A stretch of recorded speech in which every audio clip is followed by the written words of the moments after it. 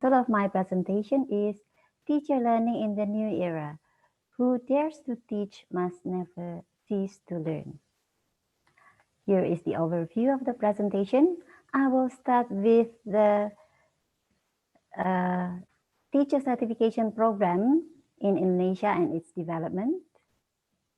And then I will continue with effective teacher professional education program in relation to reflective practice in developing teacher professional identity.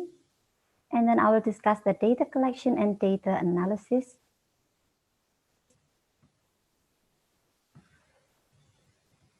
And next, I will present the findings of teacher learning during attending program Pendidikan Profesi Guru or Teacher Professional Education Program. And finally, I will present the conclusions and implications.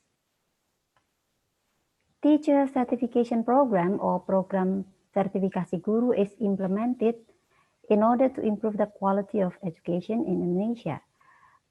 Professional teachers will be given the title GR or Guru after their names and will receive a professional allowance from the government. In the past, it was conducted through portfolio assessments, which requires teachers to collect documents showing the teaching qualifications and experiences. And then it was changed to Pendidikan dan Latihan Profesi Guru or PLPG, which is a teacher professional education and training. And it requires teachers to attend, in-service teachers to attend a 90-hour retraining program.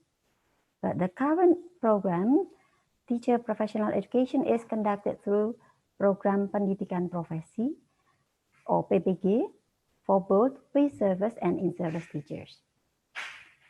And here is the curriculum for in-service teacher professional education program. It starts with material deepening for 5 credits, followed by lesson planning and review, and new model of peer teaching for 3 credits, and finally, school-based teaching practicum for 4 credits. However, we must be aware of the potential pitfall of teacher certification program. As you might agree, a teacher who follows a professional development program and through that has an identity of a learner alongside that of a teacher, according to Bayer 2019. In Indonesia, teacher certification is a one-time process. The danger is that once a teacher is certified, it will secure him or her to remain in the profession for the rest of their teaching career.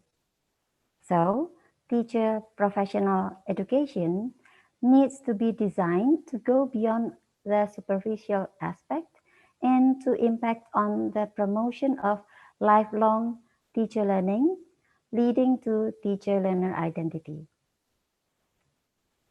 And the teacher professional education program follows the COPS experiential learning cycle, which is designed to optimize teacher learning process.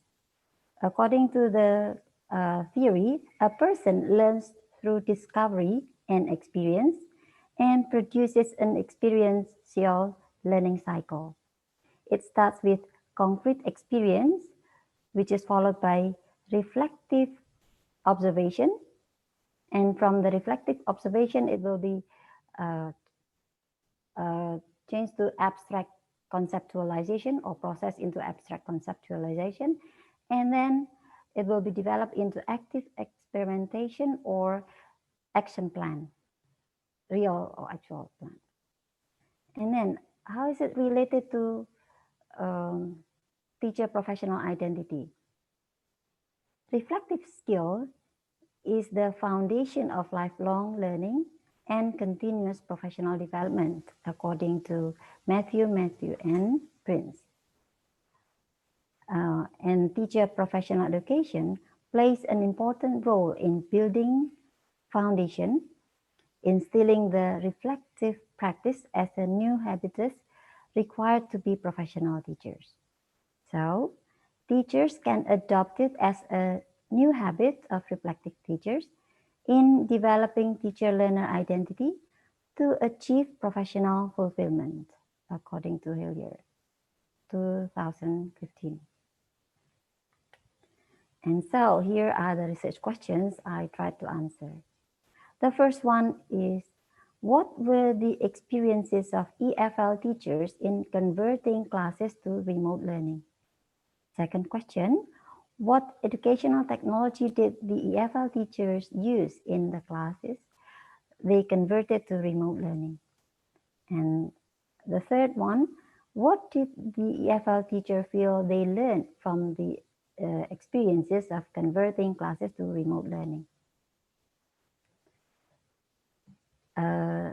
The participants for the research were in-service EFL teachers who were attending PPG at the English Education Program of Sanata Dharma University.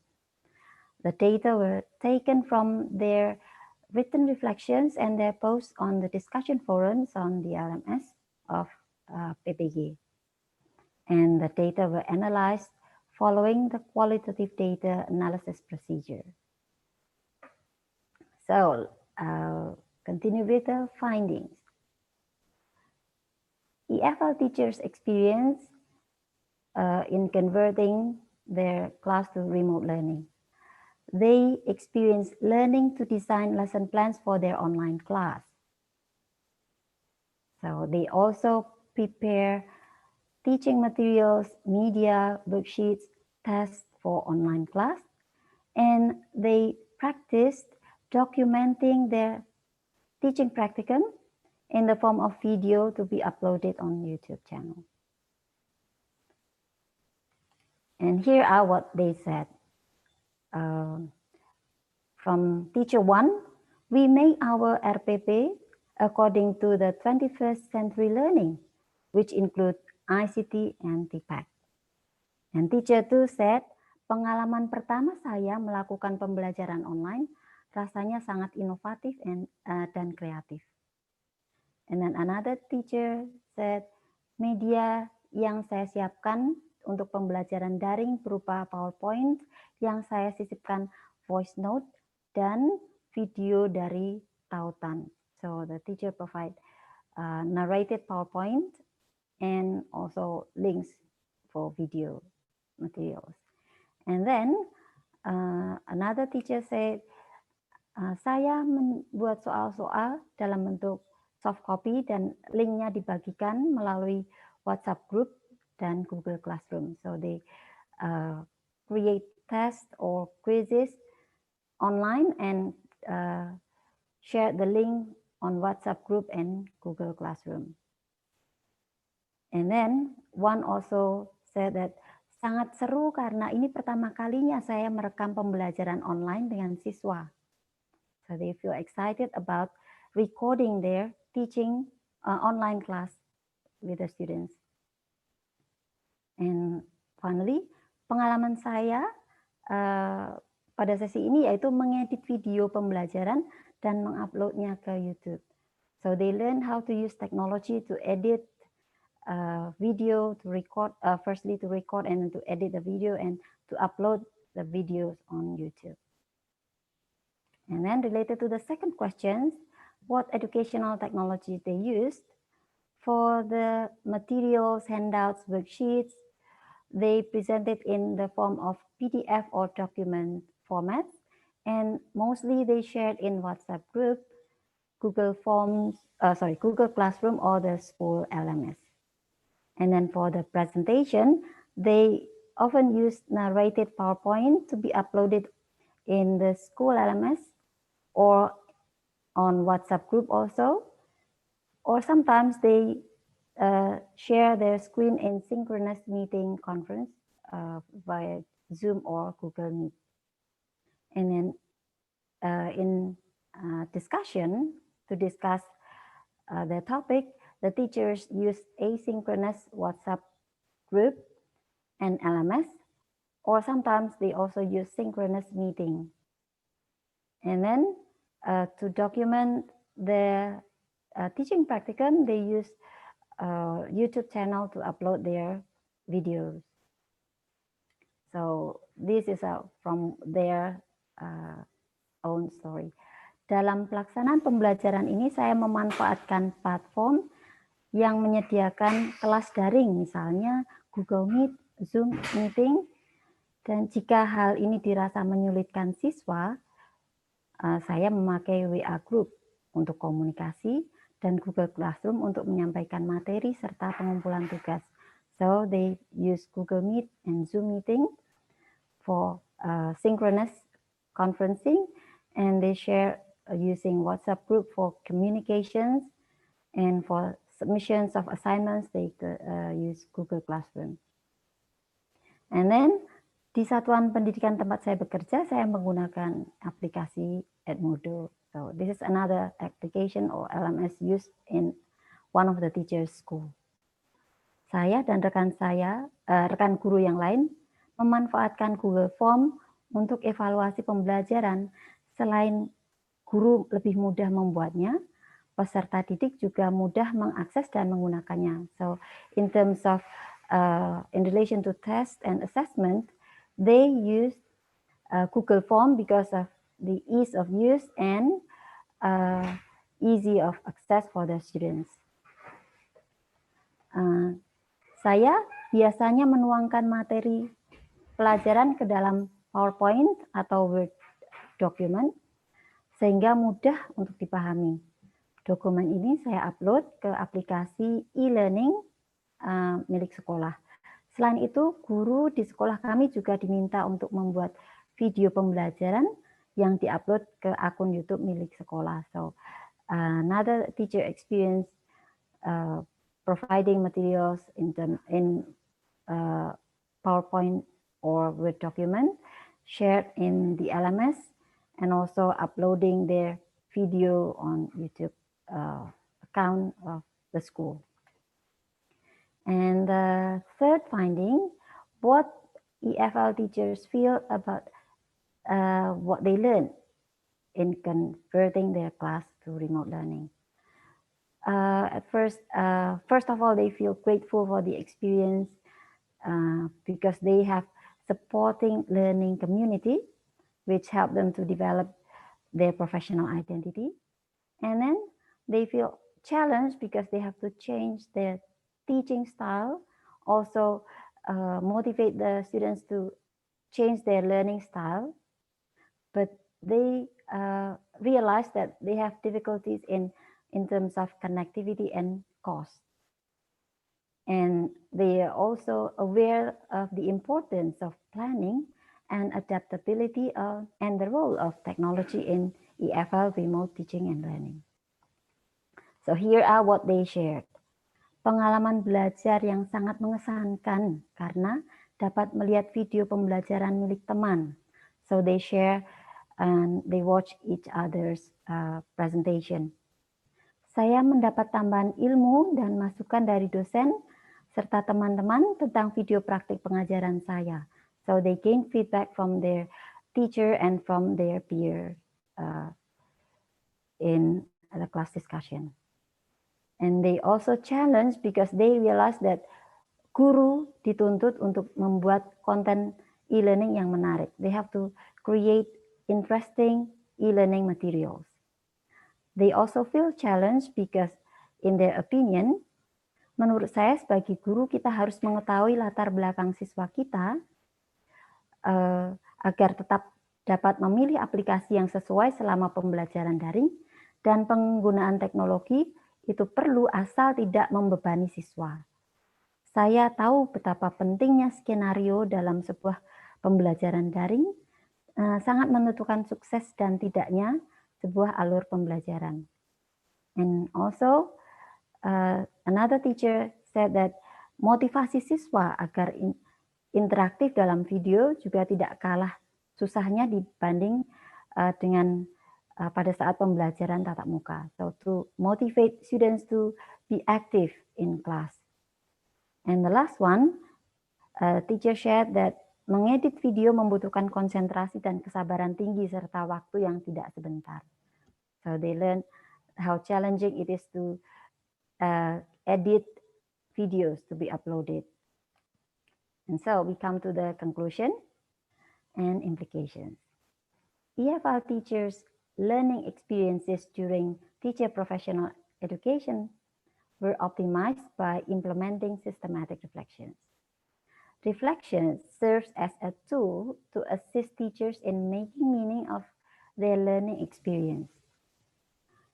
Teachers experienced that teacher professional education facilitated their development of professional identity as EFL teacher in the new era, and in that it promoted their lifelong learning. And finally, yeah. I hate to interrupt, but your time is up. Yeah, on the last sentence. Okay, Miss. EFL teachers were expected to adopt low-cost technology in their classroom to comply with students' problem of connectivity and cost. I think this is the end of my presentation. Okay, so thank you for listening. And this is the list of the references. Okay, I will stop sharing my screen. Okay, thank you so much, Miss Kara. That was a really fulfilling presentation. It's going to be very useful for people like me who wants to be teachers in the future. Okay, let's have a big round of applause for Miss Kara. Okay, so let's move on to our next presentation entitled Intercultural Sadness and Awareness, a case study of cross-continental virtual book club for teachers students. This presentation will be delivered by Miss Christina Laksmita Anandari and Mr. Chrysogonus Sidamalilang from Santa Dharma University and Malmo University. So, Miss Mita and Mr. Chrysogonus, you have 15 minutes. The time is yours. Yes, thank you very much, Thea. Good morning, everyone. Welcome to the room 5 in presentation. So actually, Pak Sida cannot be here right now because it's still 4 o'clock in the morning there in Sweden. So we decided to do a recorded video for our presentation. Now the video will take a little bit longer than it should. So please, Thea, if you need me to stop the video, just let me know. But hopefully the 20 minutes will be enough. Okay, thank you. Hello everyone, good morning. My name is Christina Laksmita Anandari and I'm from Sanata Dharma University. And my name is Chrysogonus Sidamalilang. I am from Malmo University in Sweden. So together with Pak Sida, we are doing a research and we are presenting Intercultural Sadness and Awareness, a case study of cross-continental virtual book club for teacher students. All right, so the first part of the background of this presentation is that when you talk about reading, we cannot avoid talking about academic purposes of reading. So according to GRADE 2009, there are some purposes of academic reading. And the first one is to search for information. The second one is for quick understanding. And the third one is to learn. The fourth one is to integrate information. The next one is to evaluate, critique, and use information. And the last one is for general comprehension. So all of these purposes are very familiar for many of us who are learning English as a foreign language in the classroom setting. However, there is also a slightly new concept here, which is the interculturality. And I know some of you might even confuse the interculturality with what has been established before, the concept of cross-culturality. Now, what is interculturality? Interculturality, according to the Council of Europe, refers to the capacity to experience cultural otherness and then to use this experience to reflect on matters that are usually taken for granted within one's own culture and environment. It means that if in the cross-cultural understanding we try to learn on how to communicate with other culture, how to understand their other culture, in the interculturality we also use this experience to reflect on what is our culture and using this understanding to communicate. Now, what is culture? I mean, in most cases, we generally just associate culture with language, folklore, or dress, or the fine arts, or literature, holidays and festivals, or food. But these are basically just the top of the cultural iceberg. And in this research, we are actually also trying to address the bottom part of the cultural iceberg that is generally difficult to see. And as you can see here, that there are lots and lots, a lot more in the bottom part of the cultural iceberg. Um, and as the research object in our research right now, we are actually picking up the idea of sadness and how sadness is perceived differently based on the culture and how people see and overcome the sad experience in their life. All right, now maybe a lot of you are wondering, why is interculturality important in EFL reading? Now, the first reason is because, we have been accustomed to reading for specific purposes. And to be honest, we are more accustomed to reading academic type of texts. We are not given room to explore the aesthetic values of the literary works. And because of this, a lot of the readers don't necessarily enjoy the reading because they are so focused in the language features rather than the content itself. And the next reason is it's important for us to talk about interculturality in EFL reading because readers need to be emotionally connected with the literary works. They're not supposed to only talk about the structure or the grammar or the vocabulary, but they need to be emotionally connected with the story that they are reading. And the last part is, when you talk about language, we're not supposed to ignore the cultural aspect. And that's why when we teach reading for EFLs, then we need to make sure that we provide rooms to help them connect with the literary works with their cultural knowledge, because you are not supposed to avoid talking about your culture, although you're learning another language. You need to be able to connect your personal culture with the language that you are learning, and you can talk about the content of the literary works from the aspect of their personal cultures. So by blending in the concept of interculturality and reading, we actually aim to construct what the final product, what is called the intercultural reader. And there are actually three different processes which goes on the progress. And according to Hoff in 2016, the first level, if the intercultural reader, is basically just the interaction between the reader and the text in the target language. Now, after going through this level, the second level is how the reader interacts with the other readers in relation to the language, in relation to the text in the target language, and this generally involves the cognitions and emotion in their discussions. However, the next level means the intercultural reader will also engage with the other text. So there is some kind of an intertextual reading.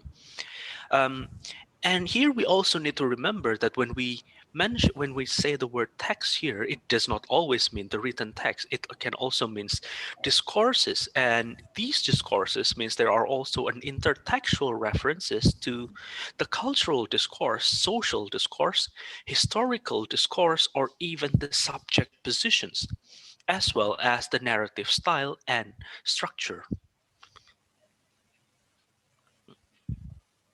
Now, how do we actually get the learners to engage with the intercultural issues? According to Lidicott and Scarino in 2013, the first step for the learners to engage with the intercultural issues is to notice that there is something different. There is something from a different culture. And after the noticing phase, then they will start to compare it. So this is where the dialogue with other readers are also important, because this will be easier for them to compare through the dialogue. And after the comparison, they do not just stop with the comparison, but they need to reflect on their comparison result. And on it, reflect means they're also looking back, looking inward into themselves, and started to question about their own cultural identity. And the last one, using the reflection process, then they are expected to be able to form a better intercultural interactions. So, or as we generally call it as the intercultural communication competence, or the ICC. So that's one of the main purposes of us creating this virtual book club. And this is reflected in our research question. The research question would be, how do the students construct the understanding and meaning making of sadness based on a picture book entitled Sad Book? And we try to analyze this situation based on Hoff's concept of intercultural reader and the 3 levels of communication. Now, this is a very special book, and it's a children's picture book, and the words and the sentences are very easy, particularly for undergraduate students at the university. But our aim is not to talk about the language features, but our aim was to talk about the meaning making of the word sadness and trying to find the meaning based on their cultural perspectives. And this book is an award-winning picture book. So that's one of the biggest reasons why we chose this book. And in doing this virtual book club, we are involving 2 universities, and the virtual book club happens within 2 weeks of the unsupervised activity. So the students from the 2 universities, they have 2 weeks to arrange the discussions by themselves. We did not tell them how many times do they need to meet. It's basically up to them. And the research participants, or the students involved here, are the 25 students from the English department of Sanata Dharma University and 21 students from Grundlärar program Malmö Universitet. And Grundlärar programs means these students are trained to be elementary school teachers with the specializations in English. And we also created the groups for them. So the groups were purposely created so that in one group we would have some students from Indonesia and some other students from Malmö Universitet. So in one group they were able to conduct a lot of discussions, be it in offline or online. And what they need to do during this 2-week unsupervised virtual book club was this. So the first one is they need to read the book first. Of course, we provided the book way before the virtual book club was done. So they need to choose a picture or an illustration found in the book that represents their definition of sadness. And throughout the discussion, they were supposed to talk about some basic things related to how they can connect with the story. So the first question is a very easy question. So what do they have in common? And they here refers to the students. And the second one is, in what aspects are the concepts different and why? So they need to discuss about whether they have similarities or differences concerning how they see sadness and how they react to a situation where they were sad. And the last question was, what lessons did they learn? So I'm sure, and we're sure that during their discussions, they should have got something to learn about from each other, from their cultural perspectives. And this is the result. So we started from the noticing part. And this is one of the students' answers regarding their personal immediate response. So this student, student number 1, he wrote this: I choose this picture because being sad is not always on the gray side. It is at the intersection between happiness and sadness.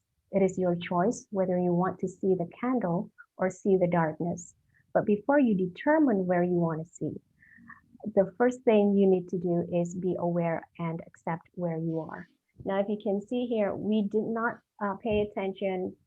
specifically pay attention to their grammatical errors, but we try to focus hard on from another student. So this student chose this particular picture, and this is the reason. I chose one picture in the sad book as the reflection of myself when I was sad. This picture really represents what sadness is, in my opinion. Being sad is being alone in my room. All the things are messed up. Everything is not good. When I was sad, I sat on a bed and thought about what just happened in my life, wondering why it was too hard for me to pass it anywhere. And she could not. In which we can identify that some of them are already in the comparing phase, in the formations of the intercultural awareness. So one student mentioned about the discussion when they discuss what thing that you do to end your sadness based on your culture. And there was this kind of a baiting questions which actually started to get the students to get confused. I was confused to answer that because I think it's not about culture, it's just about personal matters, and we have different ways to solve our problems. And here this is actually touching upon the bottom part of the cultural iceberg in which the students is not yet aware of. The second response is we talked about what is sad. We had different opinions, and I knew many new things about culture and how their conditions. For example, R was sad because there was always war in her country and it can kill her family there. We also talked about how boys can't show their sadness because it is Indonesian's culture that crying boy is a weak boy. So here we see that the students arrive at the comparison that there are different degrees of sadness based on Miss the Meta, background and also I'm how sorry. culture. Yes. I'm sorry, but the time is up. So Okay. Can I go to the last part, the yeah, conclusion? okay, I will sure. explain more about this to everyone later. Okay. Apologies for that. So let me go to the last, this one. So the first one is virtual. And all it is We have this is so these are the ones that we have found. So there are four things that we can manage to find the results of. So the first one is virtual book club provides dialogic spaces between text, other people, and other cultures. It leads to unraveling and reflection of deeper level in the cultural iceberg. It gives progression for learners' engagement with intercultural issues. And in the teaching of reading, we should not forget about putting this interculturality because it helps us to create students who have better cultural and self-awareness. Again, apologies for the length of the video, but hopefully after this, we will have a lot of discussion. Thank you. Thank you, Miss Mita. It was a really interesting presentation. And everyone, you should read the book. It's really good. The sad book. Yeah. Okay. Thank you, Miss Mita. Let's have applause for Miss Mita. Okay. So now it's time for the questions and answers session. And as we can see, we already have some questions here on the chat box. So I'm going to read it one by one, and then the presenter can answer the question directly. So the first question is from Miss Dwi Agustina from Pekalongan University. To Miss Carla, how can we develop teachers' reflective skills, and how can systematic reflection be done? Hopefully, Miss Carla can share a little experience about this. Thank you, Miss Carla. You may have your time to answer the question. Okay, thank you, Tia. Yes, thank you for the question, Ms. Dwi Agustina. How can we develop teachers' reflective skill? So, fortunately, the Teacher Professional Education Program has designed the learning cycle following the COPS experiential learning cycle, as I showed you before from the slide. It starts with the process of having concrete experience.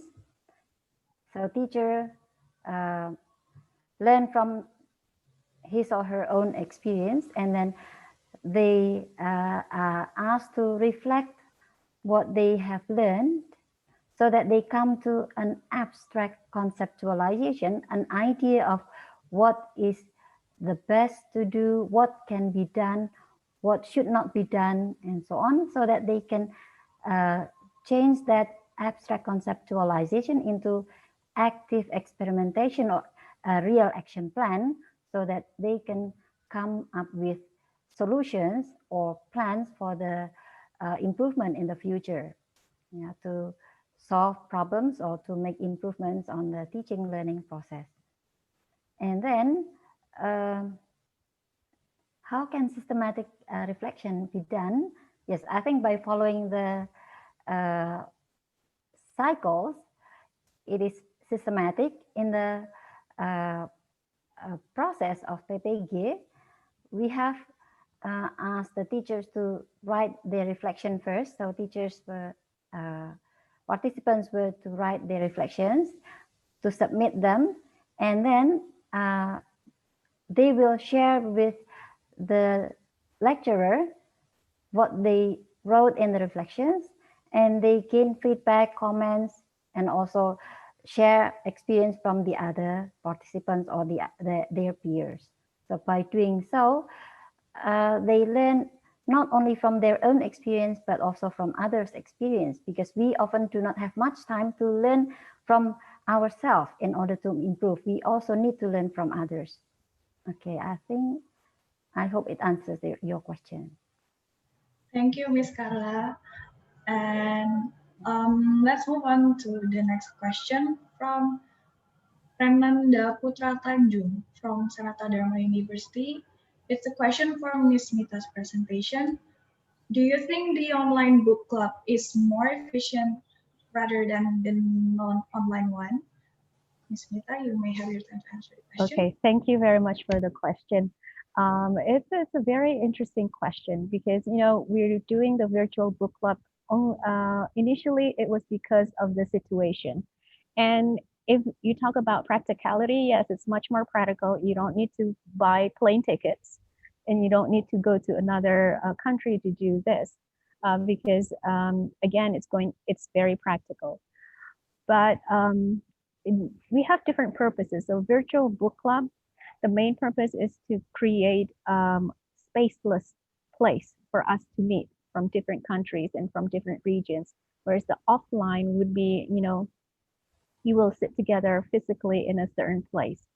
But in terms of efficiency, of course, if you want to create a book club that are represented by different people from different regions, of course, it's much more efficient, right? But then again, in my personal experience, it's also Pak Sida's personal experience, it was a bit difficult for us. It's quite challenging to create a virtual book club because then there is a lack of interaction going on in the virtual book club. It would be different if it's done offline, right?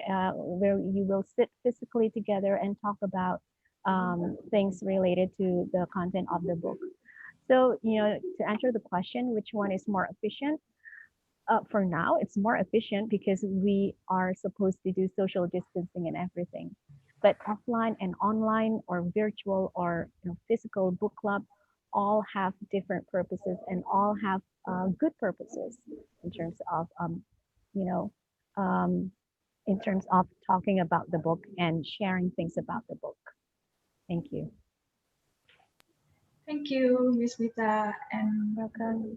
Thank you everyone who has sent their question through the chat room. Actually, we have more questions here, and I'm sure that all of you still have a lot of questions in your mind, but apparently we're running out of time right now, so we have to quickly end it. But if you still have questions to be asked to our presenters, if you take a look at the program book, you're going to find their abstract and also over there you're gonna find their email. So you can go over there and send your questions to their email. I'm sure they'll be glad to answer them. So thank you so much once again for Miss Carla and Miss Mita, and also Mr. Prisodinus, although he's not here. Yeah, although he's, yeah. He's still Okay, he's still sleeping. 4 o'clock in the morning, so. Different time zones, right? Okay. Yeah. So I guess we have arrived at the end of this parallel session. And after this, we're going to have lunch break from 11:30 a.m. to 1 p.m. And then we'll continue with parallel session 2 at 1 p.m. And don't forget that we're going to have the third keynote speaker at 2 p.m. So please go back here.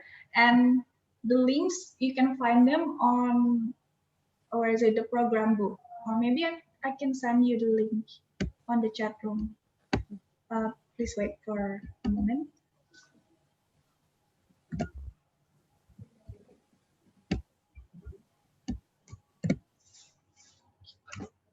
Okay, so I've sent the links to the Zoom rooms in the chat room. That's a lot of rooms. So please don't forget to tune back in here and join us with the rest of the conference. Thank you and see you. Okay. Bye, everyone. Bye. Enjoy your lunch. See you at 2. See Thank you, Tia. Good job. Thank you.